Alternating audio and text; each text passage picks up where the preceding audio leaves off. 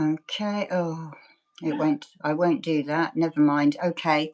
How are you? We are Good. live. We haven't. It's just you and me so far. I think there's a few joining. We've got Fleur and Ronald. So this is really fun. I'm so excited we did this. As always, it's so Well, good to see you. it How is it is. going over there It's in the going UK? okay. Yeah, the weather's sort of up and down. I think we've got another cold spell coming in a couple of weeks, just when I'm due to go back to the gardens, typically.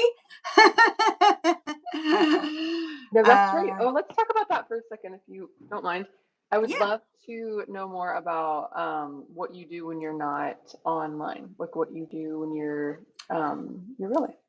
So by trade, I am a fruit and vegetable gardener, and I grow fruit, veg, and herbs for people in their own gardens, and I Mhm. also do general garden maintenance. So weeding, mowing lawns. I don't do much tree surgery anymore because it's just too hard on the body. Okay. But I used to be hanging out of trees with chainsaws attached to me. I can't, it's killed my shoulders off, so I don't do that. I do the dainty gardening now. Of the dainty gardening. I love that so much. Yeah, yeah. So that's what I do in my real job. Yeah. And this has sort of overtaken it in hours.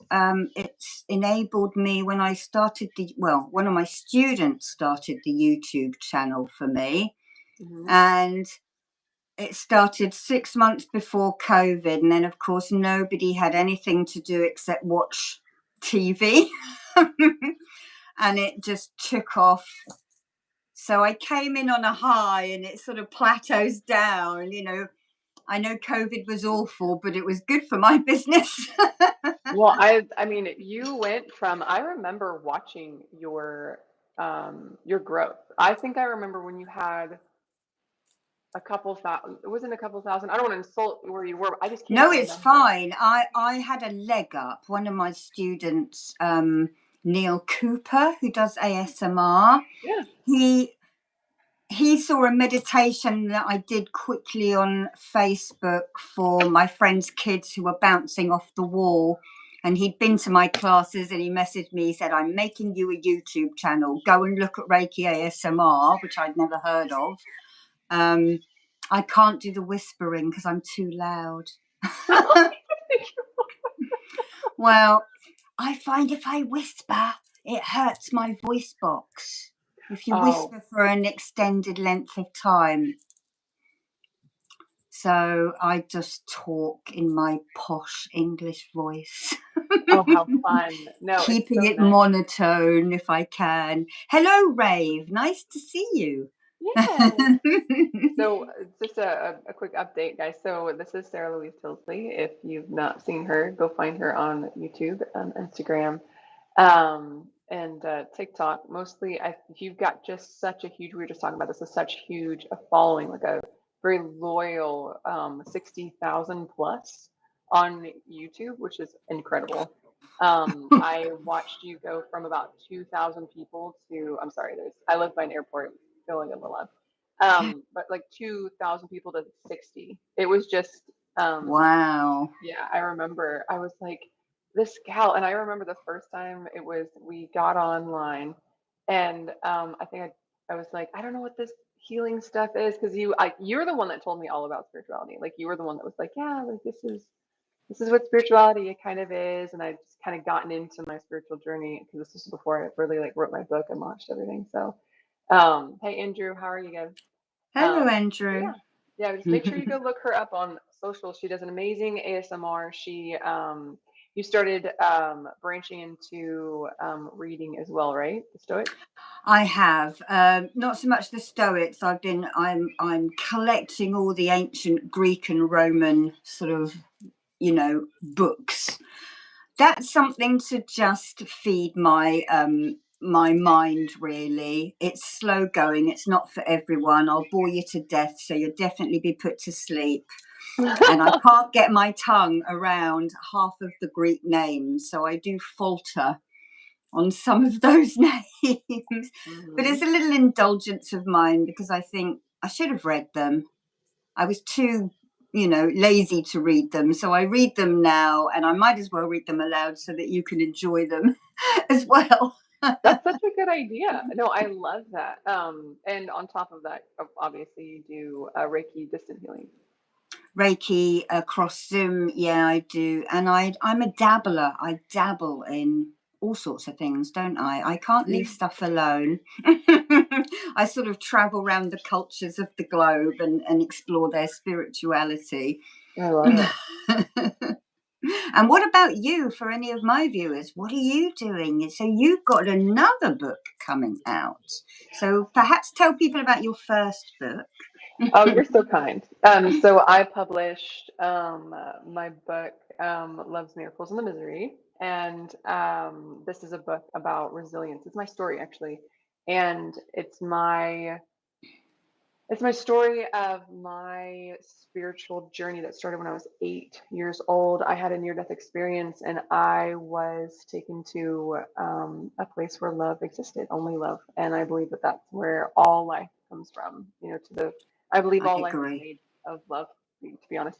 And Yeah. so then after I came back, and I had all of these spiritual experiences, from premonitions to healings, energetic healings. I healed myself of third generation breast cancer and other miraculous things. And it's well, I hope that it inspires others to, one, write their story, because I think it's so powerful, and two, to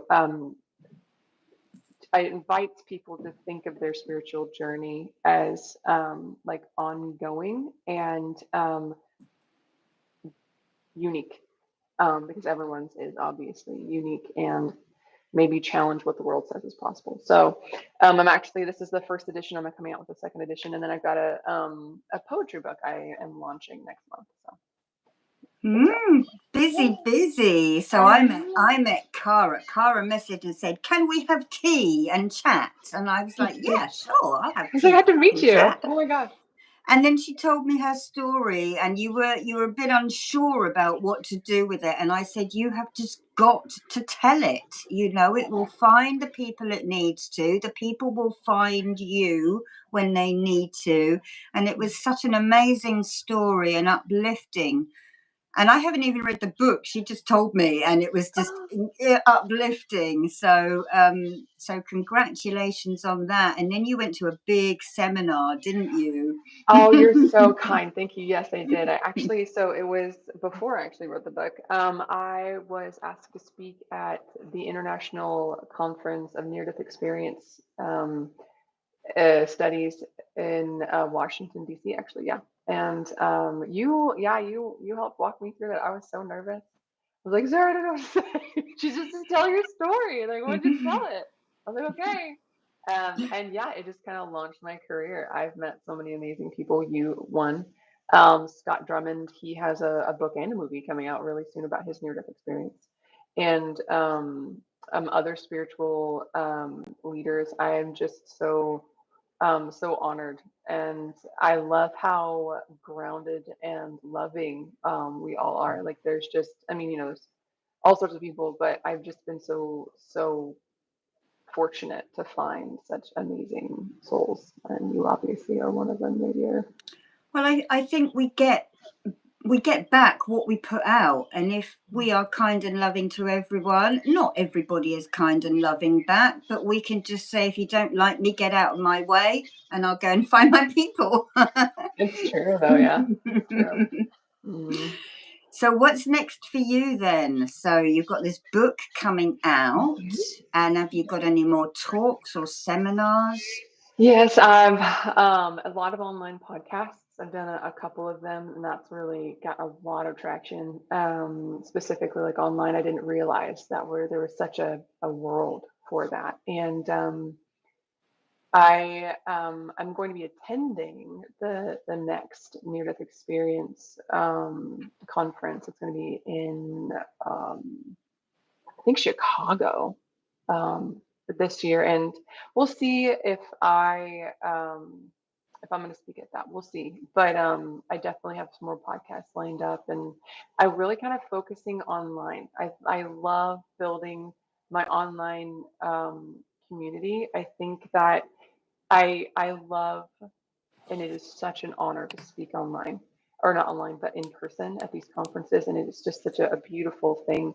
But I find I get so much from people just messaging me, like reaching out, talking to me, like sharing their own stories, and I really want to like focus on building that community, and that's why I'm just so grateful to do this with you, because I think it's super important to build that community together, and really show people that, you know, spirituality isn't just like, okay, we meditate once in a while, but like we can do life together. I feel like I am meant to do life with people like me, you know, and I want to kind of find those people. So so have you started any groups? I mean, are there like groups for people who've had this near-death experience? Maybe you should open up a group.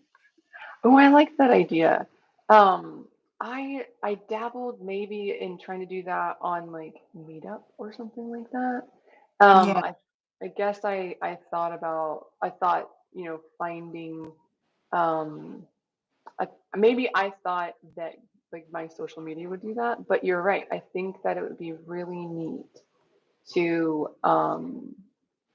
have like a Have like a monthly group, a monthly tea circle or something, near-death circle, where you could just all be a bit like AA, wouldn't it? You speak if you want to, or you just listen if you want to, you know, and you could have, I'm sure, a lot of people. That's a great idea. Yeah, I'll do some more research. I'm sure that like it's called IANS, International Association of Near-Death Experience Studies, has some, but yeah, no, I don't think they have them here in Dallas. Maybe I'll check it out. You Yeah, could, you know, Sarah. go and have it at your restaurant at, you know, once a month or something, or yeah, something like that. That would be good. That would be fantastic. But if you did it online, you'd reach a better community, a bigger community, because we can always do it both, I guess. Yeah, you could. You could have a little Zoom link up there as well, and a screen. Well, what about you? I know, did you already have your event?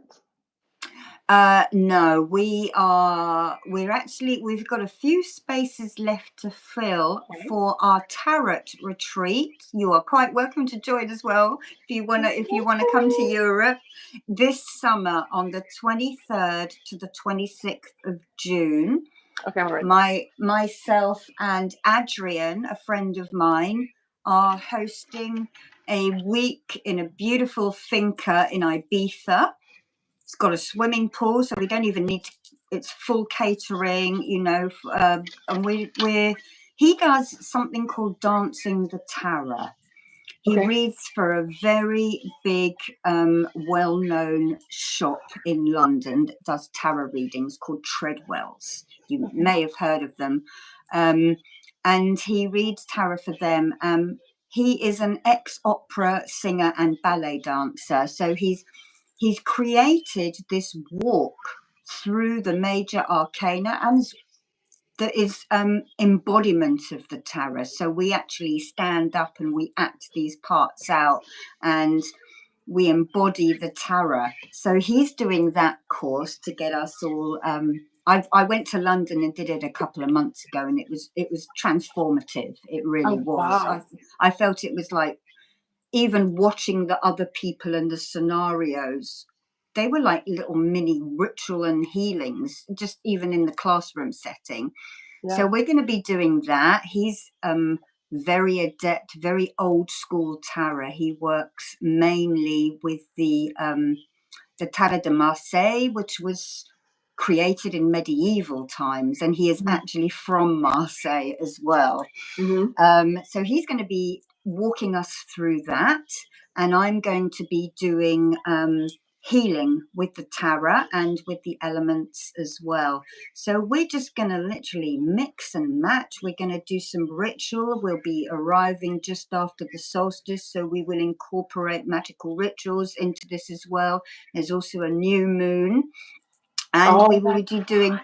Yeah, we will be playing the lyre. We met on a lyre camp in Greece last summer. So someone will take the meditations in the morning, the other person will play the lyre, and just a beautiful week spent with like-minded souls, immersing ourselves in Tara. I will do Reiki attunements if people want them, and to learn to work with the Tara in different, unique ways, because even when you have a reading, you know, it's a healing of sorts, isn't it? People come, they want to know what's happening.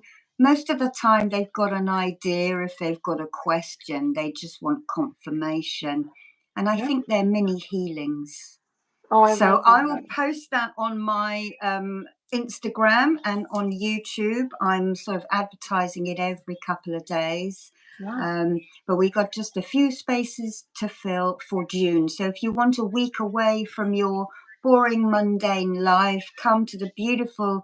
It's a very spiritual island, apparently. It holds a high vibration. I've not been there before. Most people go there to dance the night away in the rave clubs. We're going to be in a quiet little location, but of course, if you want to go and dance the night away, you are quite welcome to do that as well. I love that.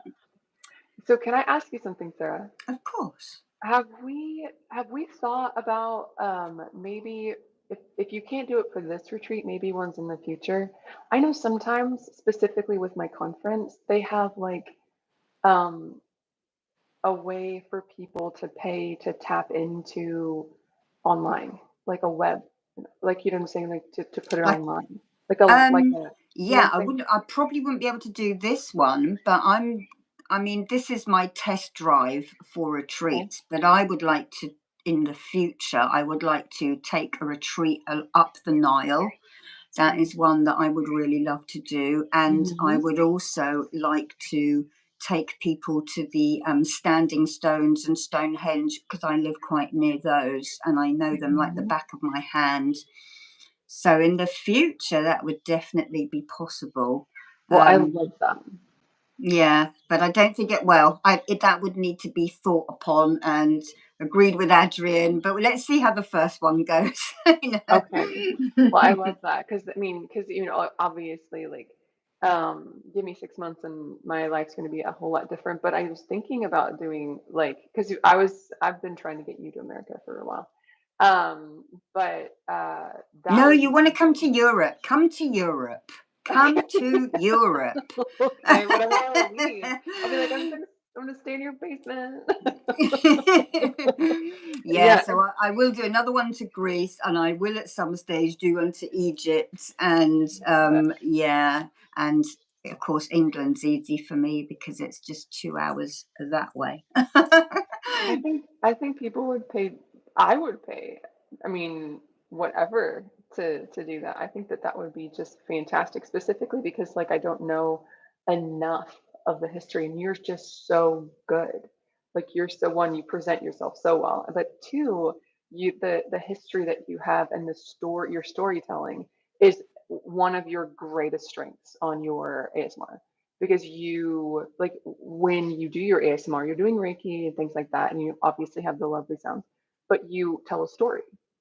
Like, in my personal opinion, I feel like yeah, I'm struggling with it at the moment because I think, you know, I sort of came back from Greece filled with my head of music, and I sort of had a bit of a wobble, like, what am I meant to be doing? And but it's coming back. I've been stagnant for 6 months and it's now coming back. As soon as I said I have run out of ideas, the guides put them all into my head again. Good, just keep doing that because she's so good. I love it so much.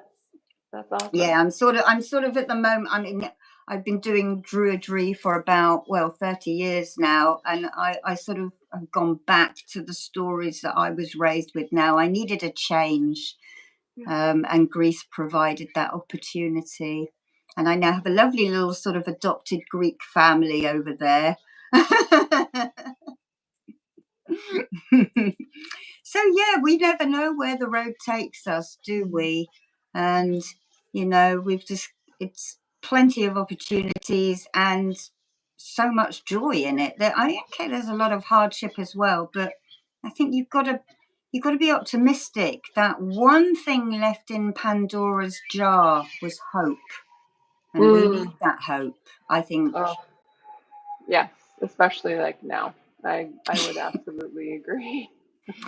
I mean, I know. I mean, if I turn on the news every day, I can't help it. My father worked for NATO. I'm geopolitically, taught, and I turn on the news, and I've started to. So I go and open one of the Stoics books, Marcus Aurelius, and I mean, some of them are, God, he had a miserable life. But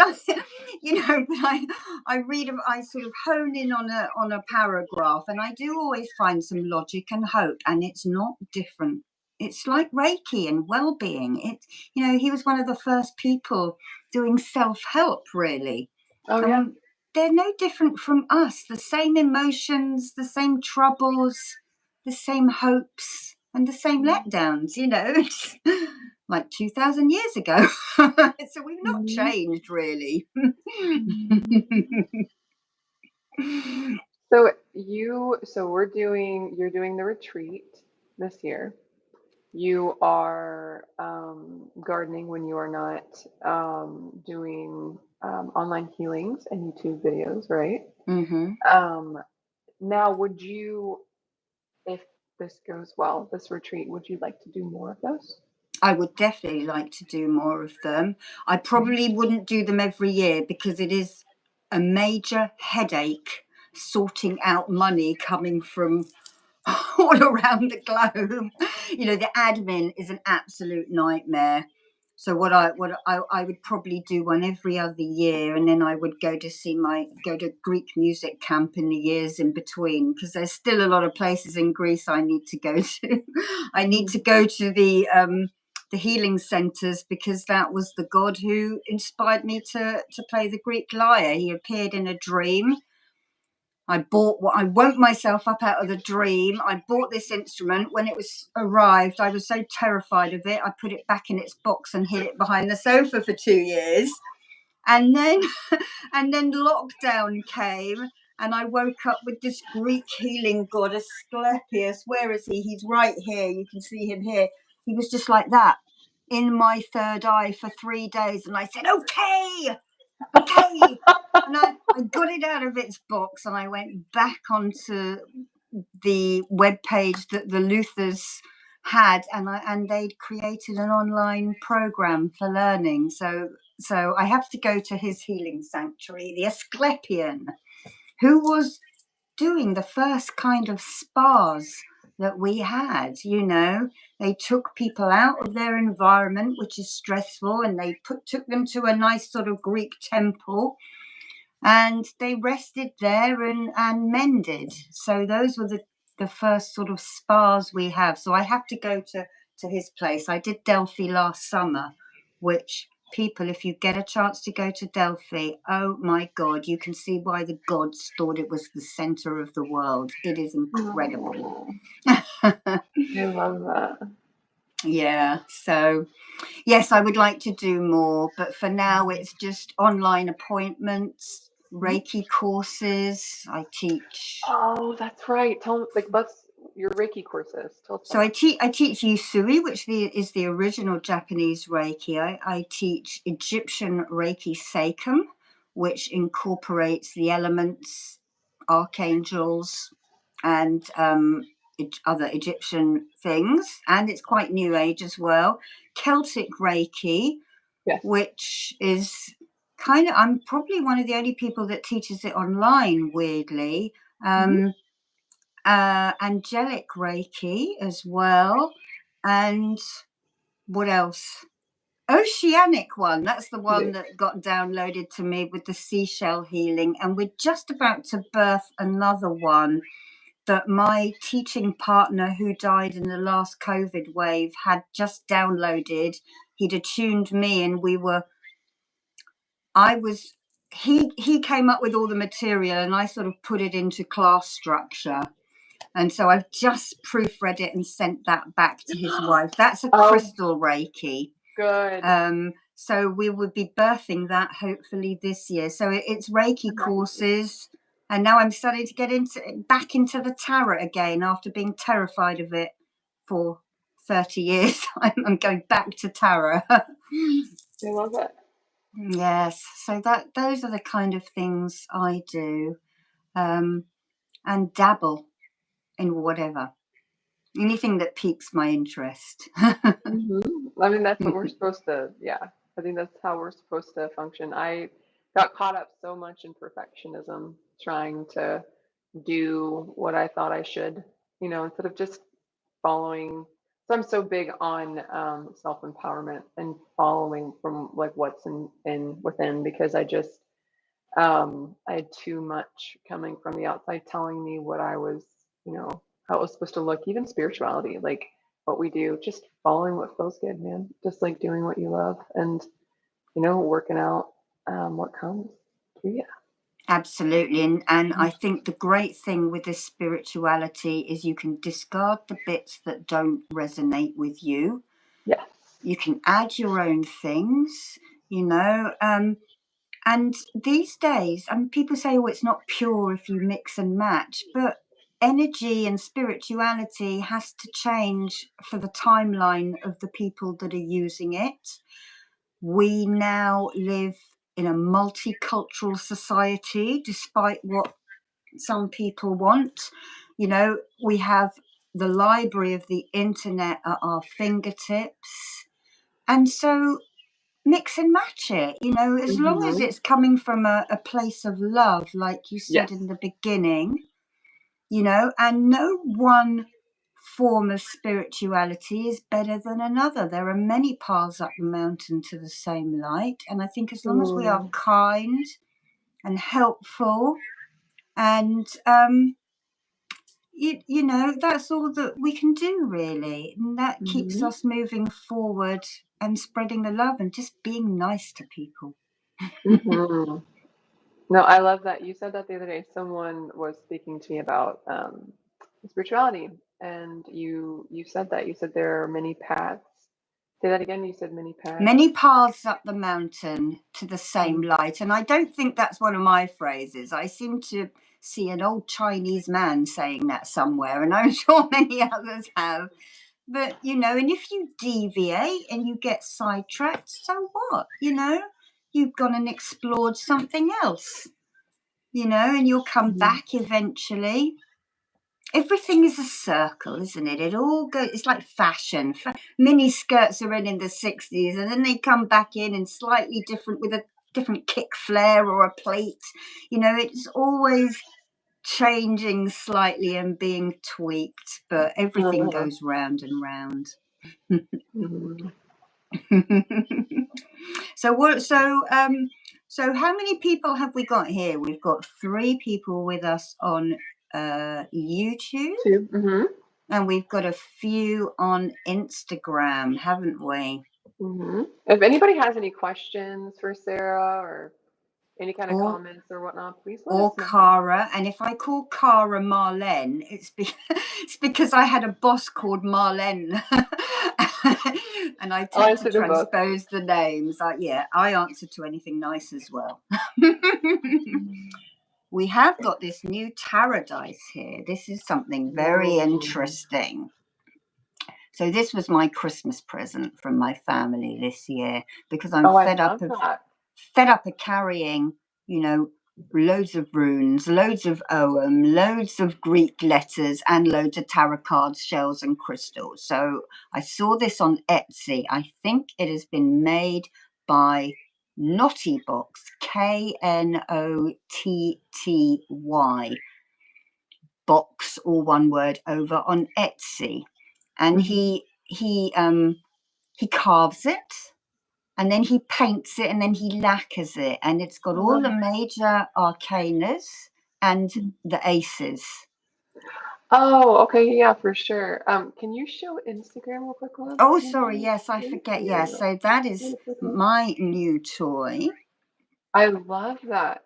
It's Can you tell me what beautiful, isn't it? arcanas are? Okay, so there are a deck of tarot cards, and you will have the ones called the Fool, for instance, Oh the yeah, I know the Fool. Magician. Mm-hmm. There are 22 major arcanas. Then there are something called the court cards, because don't forget, these are modelled on playing cards. So we've got your Jack, your Page, King, Queen, and there's quite often a princess. Jack, Queen, King. And then we have the numbers. So we have the suits.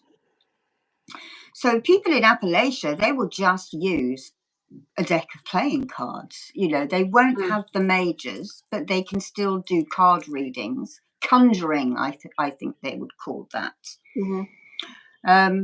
So this is just the majors and the aces. Okay. And to be honest with you, it is easier reading the majors than the numbered cards or the court cards. I find that anyway. Yeah. I've struggled with tarot for years. It is a right within itself. But I couple that with these dice. Let me show them to Instagram first. Ooh, yes, I love those. Those have been so fun to kind of So the Ogham dice is at the bottom. So this is Irish tree healing. Then in the middle, we have the Greek alphabet dice, which I'm learning, which they used to cast in ancient times. And then at the top, we have a rune dice. Let me show that to... So we have the Ogham, the Irish Ogham are here. The Greek alphabet is there. And then we have the rune. And it just means I haven't got to take loads of decks of cards, loads of sticks. And weirdly, they go together. I mean, quite a lot of people will use the Ogham and the runes together. Quite a lot of druids and witches will use just those. But this one is not so common. But they do all have meanings, and they do have gods assigned to them, these Greek letters. So if anybody would like, shall we do a collective one first? Yes. And I'm going to get you, Cara, to blow on, hang on. I get people to blow on whatever I'm using to imprint their energy. So Cara's going to do this for the world.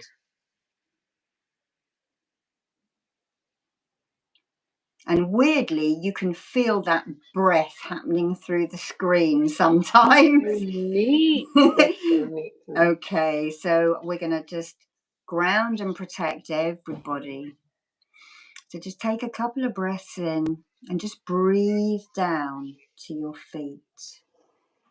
And imagine a beautiful rose quartz underneath your feet.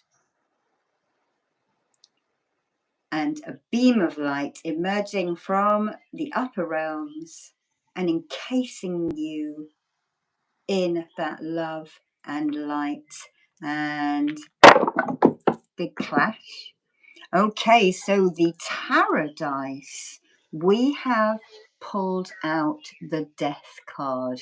Endings and beginnings. Do not worry, unless, you know, this normally is changes in the cycles. It's not really death, but it's changes. Now, we're all going through changes a lot of the time, but at the moment, we are within the energies of a Celtic festival called Imbolc.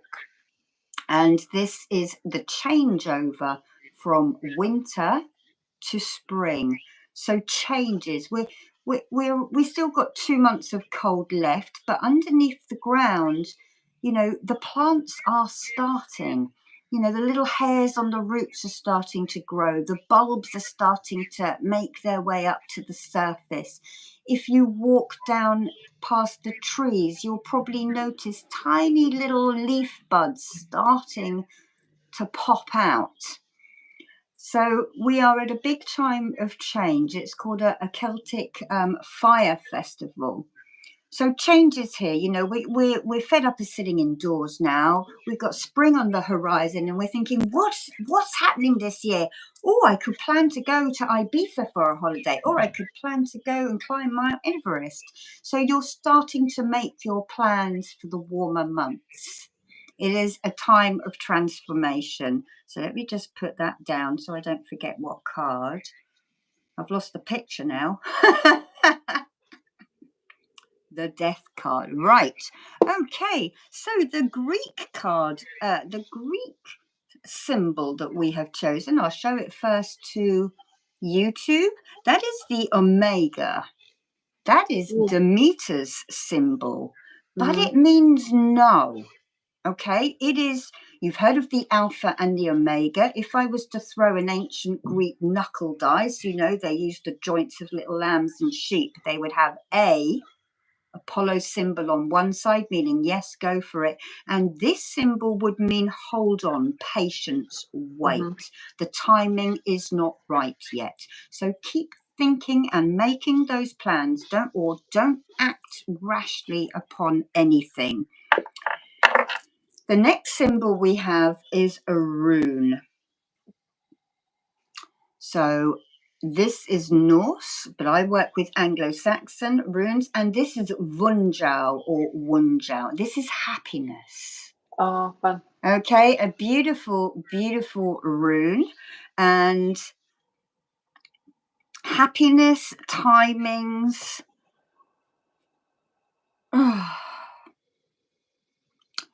Perfection. You were talking about perfection earlier, but I would say, because we've got the Omega here, imperfection is perfection, isn't it? You know, it's what makes you unique. It's what if things are perfect, what have you got to do? It's like people say, why haven't I got all the answers in spirituality? Because you're not meant to. You're meant to work it out for yourselves. This is why the guides are so vague. The mediums are so vague as well. The Oracle of Delphi, nobody ever knew what she was saying, really. It was guesswork, and we are still working that today. And then the next symbol we have is Rowan, the tree symbol. And this is the tree's energy that we are in at this time of year. In ancient times, they would make a syrup out of rowan berries, and you would take it for coughs and colds and preventative medicine. But the young and the elderly would not take the syrup because it is toxic. It is slightly toxic. They would have dried berries threaded on string and placed around their neck as a necklace. But this tree also offers protection. It is a protective tree, the rowan, Luish. So I'm just going to draw Luish into everyone, into YouTube, into Instagram, and just feel that energy. Imagine this beautiful tree. It's not a big tree, but it's got whitish grey bark, mottled bark. And it's not in leaf yet, but those buds will be starting. There might still be some berries hanging on it if the birds haven't eaten them all. But it will be starting to grow now. The sap is starting to rise as the light comes back. Now let's draw this happiness, this Wunjau. Okay. So happiness and protection. Imperfections, okay? So I'm not going to say perfection because, you know, you'd be a mannequin if you were perfect, wouldn't you? You'd be like Barbie, plastic. And then let's draw that Omega. But I also see Omega as a completion. So it's the end of the alphabet, and here we have the end. But what happens at the end? A beginning to something else. Yes. So that's a little bit of a universal reading for everyone who's going to watch these in the future. And I'm going to draw in the yew tree, the Iocha, which is the Celtic tree of distant healing, and it is also a tree used in cancer therapies as well. So endings and beginnings. And don't be upset if things are coming to an end. I know people don't like change. I put an AI picture on one of my little meditations the other day, and I got a bit of beef for it. You know, that's slang for a little bit of, oh, you know, that's AI. And I'm like, yes, it's here to stay. We've got to learn to work with it. And you got me into AI, didn't you? Yeah. And it has been really helpful, I have to say, because I just cannot be creative at the moment. I am saying, okay, AI, write me a meditation. And they're short meditations, aren't they? Short little paragraphs that comes up. But it feeds my mind, and then I can put it into my own words, because I just haven't got the space for everything in my head at the moment. So, so don't be scared of AI. You know, I think it has its place. It's never going to overtake humans. You know, it's never going to have the care and nature. But if a robot looks after me in my old age and it's the only person I've got to talk to, by God, I'm going to talk to it and I'm going to enjoy it.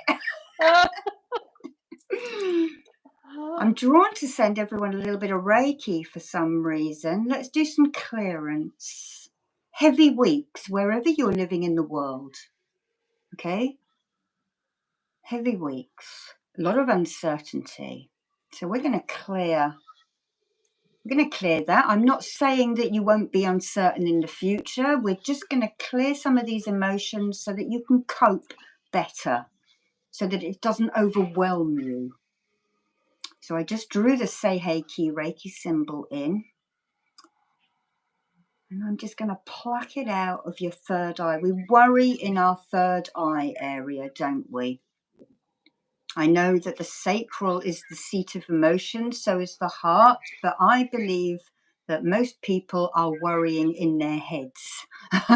So I clear out of that third eye. Okay. And now we're going to spiral. I'm going to draw the master symbol, the Daikumyo, the Japanese kanji, which is a very scary one to learn. It's got over 25 strokes in it. If anyone has studied Oriental writing, it is just learning it by parrot fashion. And this symbol just brings harmony. Take a breath in, everybody, and just breathe out. You probably find that I do huffing and puffing for you, but releasing and sighing out makes space for that positive chi.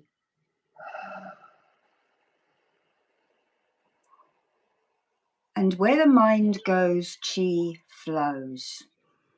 So if you are thinking negativity all the time, you're going to be negative. It's going to bring you down. And I am a believer that even the bad things that happen in the world, eventually we will find some good points from that, if it's taught us to work in a different way. You know, if it's shown that, no, I don't want to do that. Okay, so I know that my path is this way, but I'm a believer, and I know things are difficult in some countries in the world, but just don't keep bleating on about it, because you're adding to the mire then. You know, okay, tomorrow's another day. Let's try again tomorrow. The sun will still rise tomorrow. The sun will still rise in 4 years' time. The sun will still rise in 10 years' time, okay? Okay. And let's make a little bit of filtering, gentle. Okay. There we go. A little bit of healing for you there. It is incredible how much I feel that. Like, it's just incredible. And I didn't know. Well, we did sort of know. Neil Cooper and myself were, we met in the old MSN Messenger group days. Do you remember those? Yeah, we met then, and it turned out he lived in the next town, but I still didn't meet him for about 10 years. But we all chatted online and we all developed online. But of course, we didn't really have these cameras then. But we were all sending healing. You know, someone had toothache, they would, can someone help? So we'd all zap them from afar. And we developed in that way, and we were starting to do Reiki attunements way before. And even in COVID, people were saying, oh, you can't do Reiki attunements distantly. You can do anything distantly. I developed all of my stuff. I haven't got a psychic bone in my body. I just practiced online and and it develops it. I think it develops it more than if you're sort of doing one-to-one, because you sit down, you're by yourself, you concentrate, and as a Tai Chi teacher said to me, where the mind goes, chi flows. I love And that. people would see me sometimes at their hospital beds. You know, I'm in England, they're in America, and I would literally find out the name of the hospital, Google it. Imagine walking into that hospital, go to their ward, and a couple of times when they came round afterwards, I saw you there. And I was like, oh, okay. I just literally imagined walking into it. And, you know, I didn't leave my house. You know, I just sat down, meditated, and went to see them. And they had recollections of it. So that just shows that you can project yourself anywhere, even without a screen. It works like the power of prayer. It works like the power of prayer. I know that, especially for my healing, and I want to try to do more research and practice that. I think that's probably going to be one of my newest things. Like, and so that's why I'm so grateful to have met you, because you've been doing this for what, 20 plus years? Yes. I've been studying spirituality since I was 14. I grew up, my family are clergy from very high Church of England, bells, smells, and Latin masses. Then I was locked in a convent at boarding school. Ooh. And they would only teach Christianity. And I was like, I want to learn about Buddhism. I want to learn about Islam. and so I always had that, you know, because we met a lot of people. My family lived abroad. So I always wanted to learn about what other people believed in, and sort of added that to mine. I dissed the church because I was made to go to church so much and I hated it. And I thought I was the original rebel. But I had visions of Jesus when I started my healing path. I had vision, you know, and they were weird. They weren't just me imagining it. The light was different. I was actually in one of the boats watching him walk on water, and I was like, oh, okay, so there is something in it. Each path has its spirituality. And I turned my face back, and I believe we are all sons of God.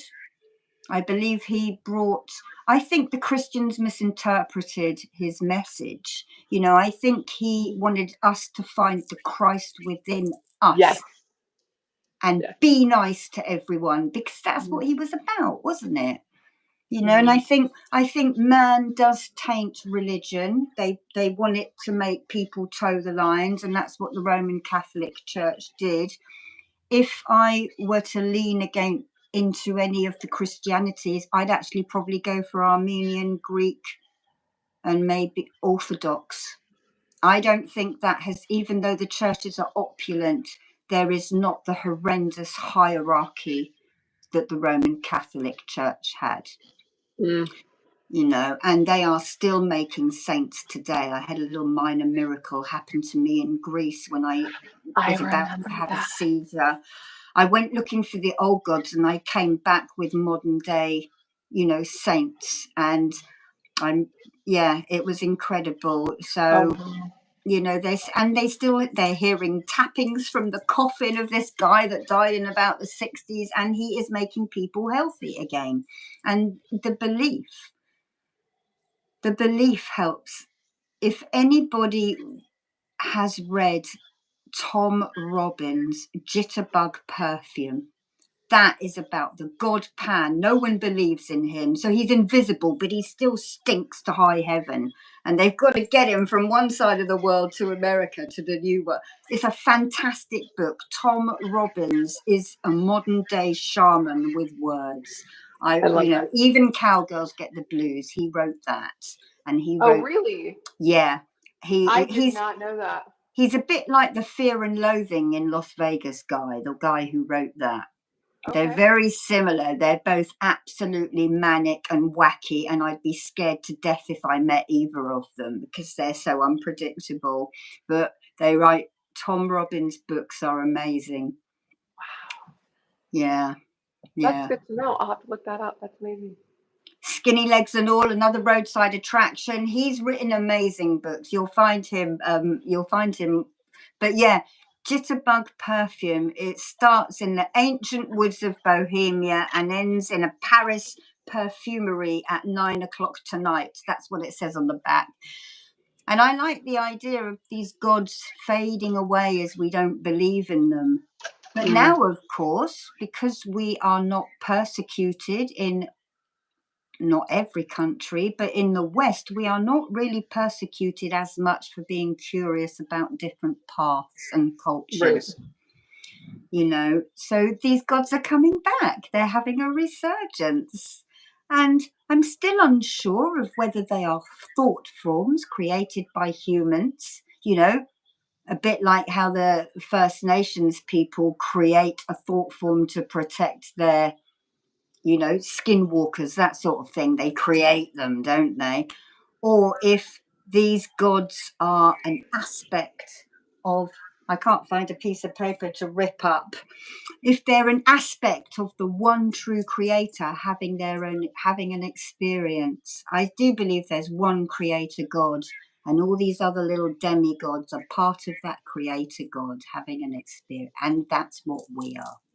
Oh, I agree. Having an experience, that God spark in us thinks, oh, right, I want to go down and live there and have a life. And we're born. Well, it makes sense because a lot of things that are made to distract us from that. Like that we have that power, that we are that unique, that we are that special. And what's going to be part of my book, like the rewrite of my book, like I'm going to try to take my stories, excuse me. I'm going to close this. We're doing gardening in the middle of the day.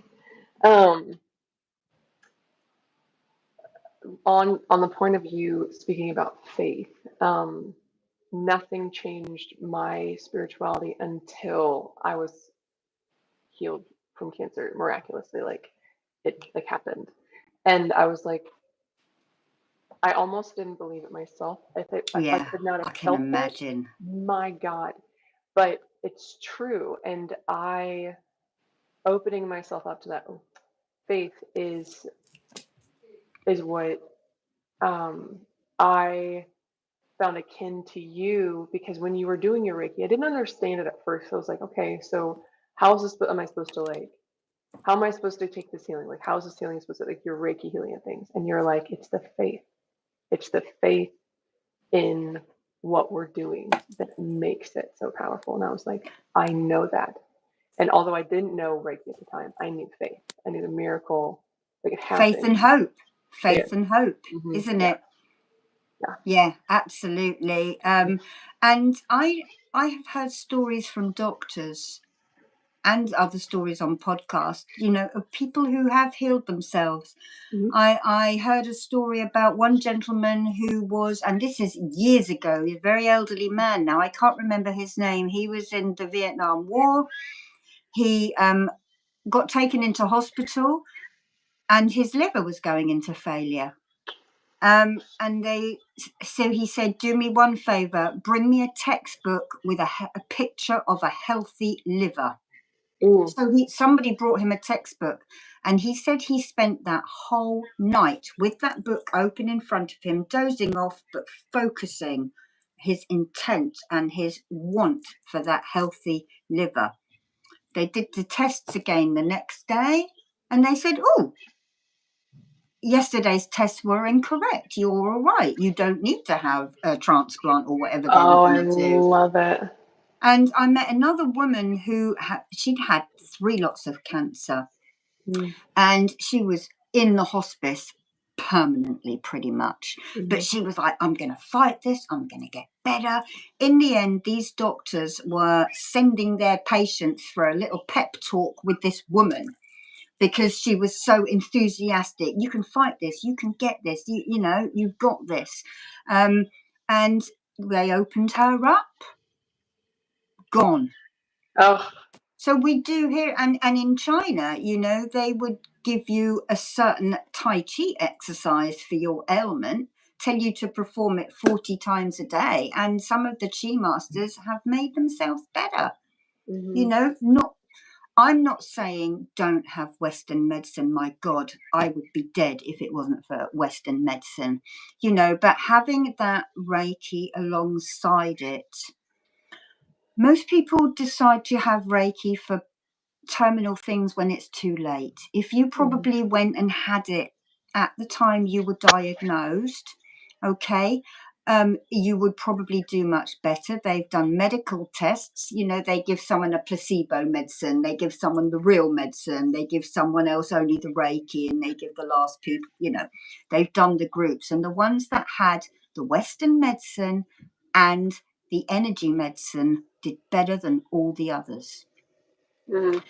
So I think it's very important. All these people say, oh, I don't want Western, I don't want tablets, I don't want this. You know, sometimes you need it, you know, and have this. This is complementary medicine. It is not to take the place. And I could be struck off the Reiki list, you know, for saying, oh, only have Reiki. But also, if it is too late, Reiki and energy medicine can help you worry a little bit less. You know, it can calm you, and you quite often find the person with the terminal illness has come to terms with it a lot quicker than the rest of their family. You know, maybe they've done that by themselves, maybe they've just had a bit of energy healing, or maybe they just, you know, feel at peace. So don't lose hope, but if you do get something serious, consider having the Western medicine as well as whatever other healing you decide, whether it's Reiki, that tapping, or other things. You know, don't discount anything, and keep that hope alive. That hope and that faith alive. I think the best description that I was shown, that I was told, was in my Druid training when we were talking about death. And it was explained to me like this: in the old days, when people used to emigrate, they knew they would never see their family in the country they left again. But somehow it's, you know, knowing that life is continuing behind them made it all right, and they went. You're emigrating to a different place, you know, and those people will join you later. You'll all meet up again. Your near-death experience, was it the down the tunnel, seeing the friends and family? Did yours happen like that? Thank you for asking. I love that question. No, actually. Okay. This is why I believe that science proves spirituality. I think my experience, I didn't understand my near-death experience until I understood quantum physics and like string theory and all of these things, because it was my near-death experience. I didn't go somewhere. It was like my near-death experience transformed what we see here into another realm, almost like we walked through something into another realm. Whenever like I died, because when I was dying, when I was dead, basically, like I had a near-death experience where like I went over the handles of my bike and I hit my head, and it had swollen my brain as well so much that I was just open. So there were too many similarities to the world I left and the world that I was in, that it was almost like I was in between, almost like this layer of in the void. there. That's a really good way to, yes, the void. And because I was lying on the ground and I felt the ground, like I felt the solid physical cement floor holding me, but it was nothing but space. So it was in this in between to where there was light through the doorway of the garage where I hit the ground. So the garage door was still there, but the light coming in was not sunlight. It was light and life itself. And Wow. yeah, so that's why I believe that the energy that we have that magically and miraculously does not, because science says that there's no reason why I shouldn't walk right through this, right? Like it's energy just vibrating, right? Or vibrations, right? And you know this, I know this, and I think we all do to a point, but there is a point in life where that changes. I was in that place. And Okay. so I was seeing the transition into what could have happened. And in that, the minute that I crossed that line, that between life and death, I walked into nothing but love. Like there was no fear, there was no worry, it wasn't like it didn't exist. It was like it wasn't possible. It wasn't even a thought, right? And so that's why I believe when we were talking about before, that's why I believe that every single thing is this the spark of life is love. Yeah, I agree with that. And the Beatles sang about it as well, didn't they? And the Hindu gurus say exactly the same. Yeah. All we need is love. Yeah. And a love for life, but also a love for what will be the next journey. Yeah. You know, Love it. you know, the mediums all say we have this lifespan on earth, and then we go up to our sort of soul family and have a little rest and a think about things, and then we decide to come down again, don't we? Who knows? But they have found these children in India, haven't they, where they totally believe in it and they're not told, don't be stupid, you know, you're not my family. My family is in that village, and they've taken these children and their parents, and they recognize their parents, you know. So how can we disbelieve that when there are so many stories? Or that little kid who was obsessed by planes and then, you know, had that near-death experience, and maybe, you know, it triggered something. And so there's so much we don't understand. I met a priest once at a circle, and he had to sneak out to this circle when his wife was away. It's a witches' circle. And we had a bit of a kinship because he said, you know, you go around and you introduce yourself. And he'd come, his son had committed suicide. And after that, he started to see visions. And it was pretty soon, it was almost at the start of my journey. My fiance had committed suicide, and that had kickstarted my journey. So we had a bit of a kinship, and I told him I was a priest's grandchild. And he said, I have met many holy men from many denominations. He said, and every culture has got a piece of the jigsaw missing.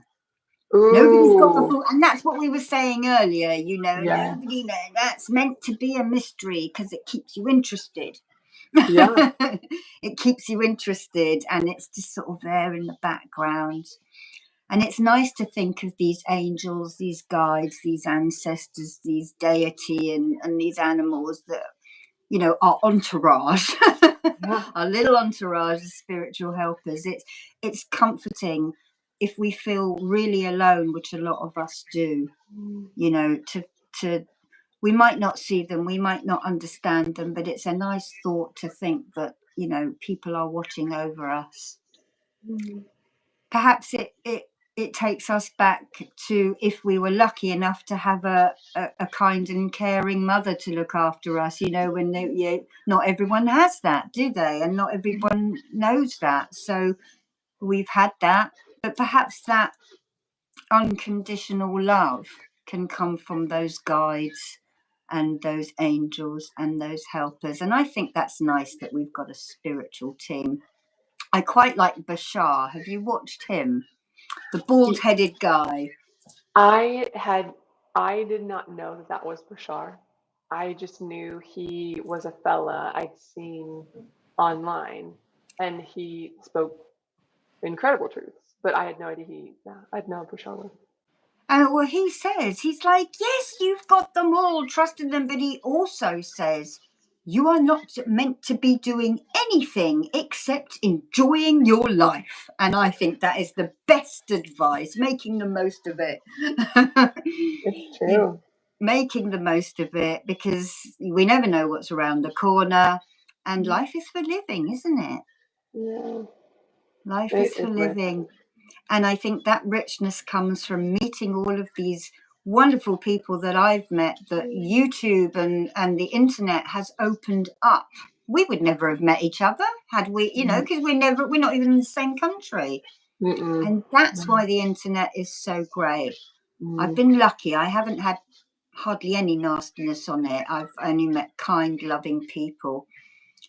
And I suspect they're the kind of people that gravitate to you, those kind, loving people. Thank you, my dear. That was another thing I saw about whenever I first like met you and then started looking at your work. It's all so positive. You see, Well, that is because the nasties, I don't take any shit. I block them straight away. If I see people bickering and arguing, I'll tell them off once, and if they still continue to bicker and argue, I will block. I had someone say, "Oh, I was doing a druid," and I said, "Oh yes, because we all belong to a multicultural society," and the comment was, "You had me until you said multicultural society." Block. You're not going to watch my channel then. We want more inclusivity. We want, more inclusivity and respect for everybody. yeah, I don't know how you've got like monocultural. I don't understand how that works. Oh, there's been a few. I've had. Oh, how can you do angelic Reiki and talk about tree healing and stuff like that? And it's call yourself a healer and you're working with this. Like, yeah, okay, had that before. Yeah. We don't want to go backwards. We want to go forwards. And the world needs less religion and more spirituality. That is a shift, though. That's a real shift that's happening, and I'm here for it. I love it. I'm so grateful for it. There's nothing that is giving me more solace in being alive now, because this is one of the best times to be alive, in my personal opinion. I just, specifically for a woman, that's pretty freaking cool. And I know that a lot of people will talk about where we are as a world or society and whatnot, but honestly, I mean, to be completely honest, I like indoor plumbing. I like the fact that we have I like the fact that we have, I don't know, utilities. The medical profession. I know it costs in some countries, but I'd have been dead at 30, when my colon ruptured. I wouldn't have lived if we hadn't had modern medicine. When I smashed my jaw, in fact, they said, because I've got 2 jaw joints, I've got hinges and brackets and bolts everywhere. I had a seizure and my chin hit the sidewalk. The doctor said to me, if you'd have done this 10 years ago, we would not have been able to fix you. And that was only 15 years ago I did that. So it is changing all the time. I mean, we in England on the news yesterday, they are going to start using AI to screen for breast cancer. Ooh. And they're starting to I think they said they're going to put 40,000 women on this trial. I'm hoping I'm of the age group that can go on it as well. But so they're starting, we live in an amazing time. My gosh. Yeah, there's troubles. But my grandmother lived through the First World War and the Second World War. Do you know what I mean? Right. There's always trouble. And I find myself saying exactly what she said. Turn that racket off. It's not music. Oh, that is so funny. But everyone thinks they are living in the worst age of man. No. We have Okay, the police aren't always great, but in the old days, you didn't have anything like that. You would have just been trampled by the night galloping through your village, and no one would have batted an eyelid. Mm-hmm. You know, we do live in an amazing time, and that's what we need to focus on, the positives. And I believe we will. I believe the majority of people just want a nice, happy, peaceful life. Mm-hmm. Yep. Turn that racket off. It's not music. Yeah. That's And gonna be your my t-shirt. mum used to say, well, your husband wrote pop music for his time, because my other grandfather was a songwriter. In fact, he is on YouTube. He died in about 1935, but someone has put one of his records on YouTube, and it's so amazing for me to hear, because he died when my dad was 7. So every now and then I go over to that and I listen to him singing "Hunting Tigers Out in India." Oh, that is so special. That's really nice. Yeah, and I wouldn't have that if it wasn't if YouTube wasn't here. You know, I would never have heard that. My brother found it somewhere. So yeah, we live in a great time, and I think, you know, just keep the faith, people. Tomorrow's another day. You know, you can always people with serious depression, I know it's hard to lift yourself out of that, but just go and sit outside on your front step with your coffee and listen to the birds. Get that sunlight, that vitamin D into you. Mm-hmm. You know, and maybe find an interest in something, take up painting, read a book. Books are great escapism. That trashy Mills and Boons novel. Friends, you know, watch Friends to, you know, make yourself laugh. And we have all of these. And in the old 100 years ago, we'd have been toiling in the fields from noon to, you know, morning to night. We were lucky if we went to the local market town. Otherwise, most people didn't leave their places, did they? I'm thinking of the Waltons here, one of my favourite programmes. We're that generation, aren't we, of the Waltons? Good night, Jim Bob. I love it. No, you're so right. I'm very grateful. I am. And it is nothing but magic, honestly, to watch just the miracles that are happening and the unity. Just part of it. And I'm just very fortunate. And we're so young. Like, we've got so many years ahead of us. I love it. You do. Hopefully. And if we haven't, next time around, we have. I'm finding you. Yeah, but well, looking for Sarah. But isn't it funny? We all have people that we meet and we think, I feel like I've known them forever. So now that you said metaphysics, was that what you said earlier? Or you understood metaphysics? No, I don't. I don't understand. And I know all the psychics say it, and that Bashar says it. Every single thing is happening now on this timeline.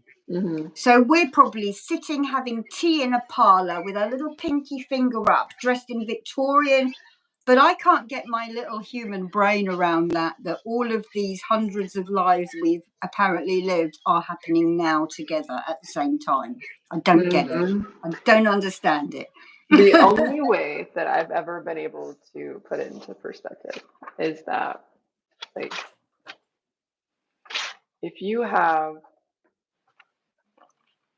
this piece of paper and this is us, right? And we're on it. There's time, right? And we're here. Think of it as the transition in between all of these lives at one time, or string theory, or however you want it, metaphysics, quantum physics, however, string theory, however you want to explain it. But the transition in between this life and that other life that we're talking about is like the transition of my near-death experience. It's in between that little love gap, right? And in between is love. Like, right, here's one, we're living, you're with me, near the experience, have my book. In this life, we could be hanging out on the Himalayas and we're backpackers and blah, blah, blah. And then on this one, we are, you know what I'm saying? So all of them are like lined up, and it's this way, like we're living this way. Like time is this way, but it's also in one place. And so we're all living it. And sometimes because they're so close, it's like, oh, I know Sarah. I know Sarah because she's been in my life for these many timelines, right? Like this timeline, this timeline, this timeline, this timeline. I'm like, oh, okay. Just like my cat. Like when my cat chose me, I was like, I know that cat. Like that cat chose me. Like we're too connected. Like we know each other too much. So like that's how the only way. I mean, that may not make sense to you, but when someone explained it to me like that, I was like, that makes sense because scientifically, I think that proves it from what I'm saying. So yeah, it kind of makes sense to yeah, me. I'm a little going bit. with it because that's what all the mediums and the psychics say, but I still, it's because I'm a history buff, isn't it? You know, I'm I love constantly that. with my head in a book that's like 3,000 years old. I love it. Mm-hmm. So I think we've probably lived hundreds of lives rather than just 3. And so we're having this experience. It just gets wider and wider and wider, doesn't it? Mm-hmm. And how you described your near-death experience, when I take people on angelic Reiki attunements, we do, especially in level 2, we do a meditation where we travel out of ourselves and then we go into the realm of possibility.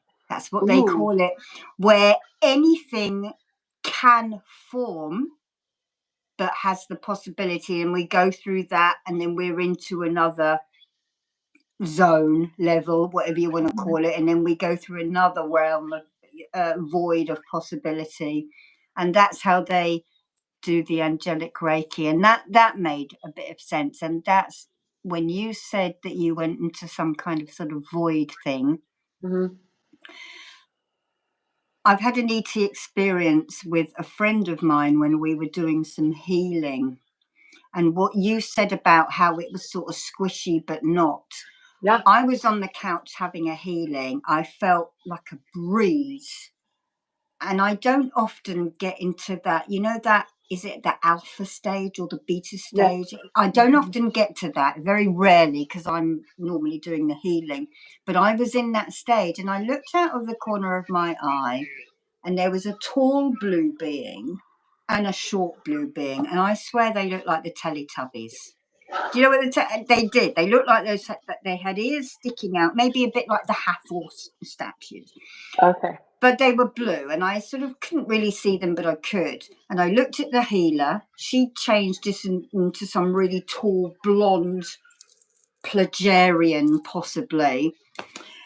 And and then I sort of went back to sleep again. And then when the healing finished, I said, "Did you notice 2 other beings with us?" And she said, "Yes."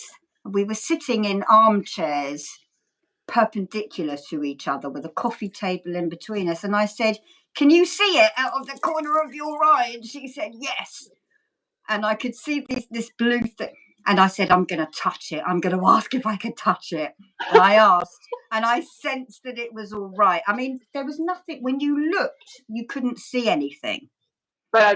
But out of the corner of the eye, it was there. Anyway, so I turned and I pushed my hand into where I thought, and it was like, like a suction. Yeah. And then I pulled my hand out and then I put it back in. Now, Bashar would have said that is just a different realm that is living alongside us. Yeah. And that kind of reminded me of what you said about your near-death experience. Yep. It was as if I put my hand in a vacuum and it was tingly when it was in there. Oh, and I was going like that for about 3 or 4 minutes, and I said, "Thank you." That's great. So we interacted with an ET because she was doing it as well from the other side. I mean, he must have been, poked blue and black by the time we finished. But that was bizarre. That's the only kind of experience that I've had as I've been awake and have had that void experience. Yeah, but it wasn't a void. Incredible. It was just a different dimension. So there's so much, isn't there? It's intriguing, all of this stuff. And it keeps us guessing, and it keeps the spice in life and the wanting to learn. Yeah. That's pretty incredible. Well, I think, how long have we been on now? Almost 80 minutes, my friend.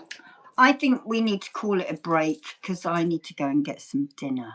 You But it's do. been wonderful. I'm so glad we managed to do it this time. It's like fourth time lucky. And I didn't advertise it because I felt like such a fool. I kept advertising and stuff kept getting in our way. It's my fault. You've been so patient. Well, no, it's, I've been nervous as hell. Thank you for giving me the opportunity because I'm not so terrified now of doing the lives, but I literally would be shaking in the corner of the room for the whole day after I announced it. But I'm getting better and I'm thoroughly enjoying just having chats. So I think perhaps I need to learn how to host these and invite you onto my channels. And I also think we should work out some different times of the day to catch people on different timelines, because I think most people in America are working now, out at work, aren't they? People in Australia are probably getting up for breakfast. So we need to have a little meet up on Zoom. Yeah. And work out some times, but I also need to practice inviting people onto mine because I haven't hosted yet in case I fluff it up. No, you're perfect. It's going to be, once you figure it out, it's going to be so easy. So, Cara, tell everybody where they can find you and what platforms you're on, because it's all gone haywire with the platforms, hasn't it? It has, yes. For those who still have TikTok, I still have a TikTok. I mostly post on Instagram and YouTube now, but I do update my TikTok, and it's my first and last name, Cara, Kara_Marlene. And my website, if you want like one-on-one coaching or you want to find my books, it's karamarlene.com. Okay, wonderful. And I have to say, Cara is an amazing singer. Oh, thank you. I have caught some karaoke, and your posts are very inspiring, whereas I just take a photograph of something. You ask thought-provoking questions and make wonderful statements. So if anyone's watching me, please follow Marlene on YouTube as well as on Instagram. And mine, I don't have a website because I'm just a tech. Anyway, it's sarahmajera@gmail.com. My YouTube is Reiki Dreams 911, or look for my name. And Instagram is Reiki Dreams or Sarah Tilsley. It is such a pleasure. It is always, you are such a beautiful human, and I am very grateful to have you in my life and my friend. So likewise, I'm so glad I accepted that cup of tea, and we meet up every now and then. So we will do some more of these people. I'm learning how to do it still, and we will, now that we have worked it out, I will start advertising them, because I didn't, because I thought I looked an idiot. Everyone's going, we missed the live. I was like, oh, it didn't happen. Well, I got snowed in, and I think we were trying to do too much at once, weren't we? Yeah. So I am on TikTok. There is a lot of old videos on TikTok, but I don't really update it now because there's just too many platforms. And I am going to get back into ASMR shorts and ASMR videos again. I sort of had to leave it for a little while, but I'm back. I'm getting my mojo. So I want to thank everyone who has been watching. I know Lucy Petitjean. Lucy has been watching on Instagram. She is a friend and a student of mine. Lots of love to you, Lucy, and anyone else who is coming in and out. We hope you've enjoyed. We've chatted all around the houses, haven't we, today? It's been just a nice old chat. And if people want to go back and have a little look at that reading, I'll post the picture of what we rolled on my Instagram, and I'll send it to Cara, and she can put it on her Instagram as well.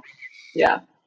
And lots of love to you. Stay safe, everyone. And thank you, Cara, for hosting. You're so welcome. We'll see you soon. Thank you so much, y'all. Love you. Bye bye, everyone. Bye bye.